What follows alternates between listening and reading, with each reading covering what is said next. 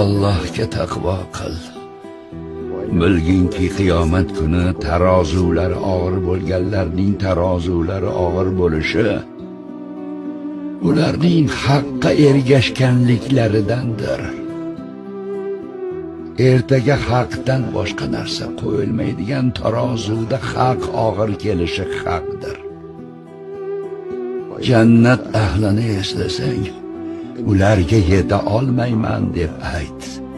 Do'zax ahlini eslasang, ulardan bo'lmaslikni orzu qilaman deb ayt.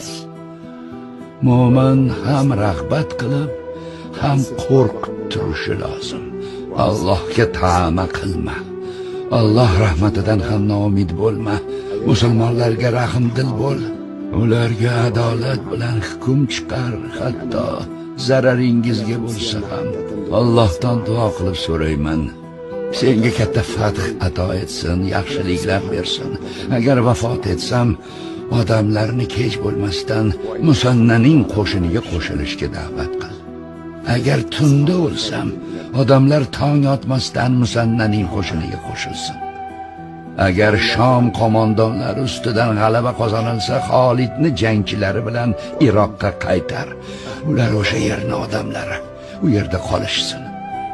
Ular shijoatli, jasur jangchilar.